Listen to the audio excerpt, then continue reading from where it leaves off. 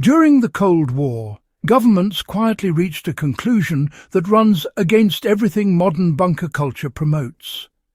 When planners ran the numbers honestly, they realized that survival did not depend on deep concrete fortresses or expensive underground chambers. The most reliable survival strategy was simpler, faster, and available to ordinary people using existing buildings and materials. This episode explains the Cold War survival trick that repeatedly outperformed bunkers in tests, simulations, and real-world fallout events. And, well, why it still matters more than ever. Why Cold War planners stopped betting on bunkers. By the early 1950s, military and civil defense engineers had access to nuclear test data, radiation measurements, and structural damage reports. What they learned was uncomfortable. Purpose-built bunkers were expensive, slow to construct, and accessible to only a small fraction of the population. Worse, poorly placed bunkers often failed due to blast overpressure, entrance collapse, or inadequate ventilation. Meanwhile, studies showed that most casualties outside blast zones came from radiation exposure rather than structural collapse. This shifted the problem from resisting force to reducing exposure, and that change reshaped survival doctrine. How fallout protection mattered more than blast resistance. Cold War scientists discovered that distance, mass, and time were the dominant survival factors. Fallout radiation weakens rapidly when shielded by dense material such as earth, concrete, brick, books, or water. It also decays quickly, losing the majority of its intensity within the first 48 hours. A shelter that reduced radiation exposure by a factor of 10 or more was often sufficient for survival. This meant that deep bunkers were unnecessary for most scenarios. What really mattered was creating mass between the body and fallout, not, burying oneself permanently underground. That's why, actually, the most effective shelters already existed. Civil defense manuals from the 1950s and 60s, time and again, pointed to basements, subfloors, and interior rooms of large buildings as the safest locations. Underground parking garages, subway stations, and even deep interior corridors provided, excellent protection. The key, honestly, was positioning. The safest location was not at the edge of a structure, but rather near its center, surrounded on all sides by dense material.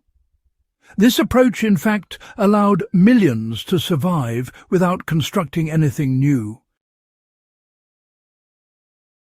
How improvised shielding actually outperformed permanent bunkers. One of the most surprising Cold War findings was just how effective improvised shielding could be. Stacking books, furniture, soil-filled containers, or water barrels dramatically increased protection factors. Experiments showed that adding just a few feet of packed earth or dense household materials could, reduce radiation exposure to survivable levels. A shallow basement, reinforced with earth and debris, often outperformed lightly built bunkers that relied on thin concrete walls. Flexibility, you see, mattered more than permanence. Why dispersal was the real survival strategy. The most powerful Cold War survival trick was dispersal rather than concentration. Authorities encouraged people to spread out into existing structures instead of clustering in centralized bunkers that could become death traps. Dispersal reduced strain on resources, minimized panic, and prevented catastrophic losses from single-point failures. How time worked in favour of those who stayed put. Radiation decay follows a predictable curve. Within 7 hours, fallout intensity drops dramatically. Within 2 days, it becomes a fraction of its initial danger. Cold War guidance emphasised staying sheltered during this window, rather than attempting dangerous evacuation. People who remained indoors with adequate shielding fared far better than those who tried to outrun fallout clouds.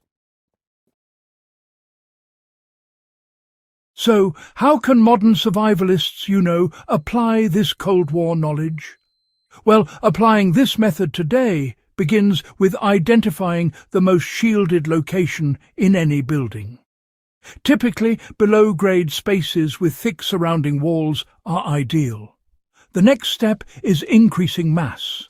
Storing water, books, soil-filled containers, or even dense furniture in these spaces really multiplies your protection. Ventilation is important too, but it must be indirect, making sure fallout particles can't enter directly. Now, bunkers might create psychological comfort, but they also introduce practical vulnerability. They require ongoing maintenance, secrecy, and honestly, perfect execution. Plus, they concentrate people and resources in just one location. Cold War planners understood that real resilience came from adaptability and redundancy. A household that understands shielding, positioning and timing can survive with far fewer resources than a bunker-dependent mindset assumes. What this reveals about forgotten survival thinking. Cold War survival doctrine was grounded in realism. It assumed systems would fail, help would be delayed, and ordinary people would need to act independently. The emphasis was not on heroic engineering, but on physics and probability.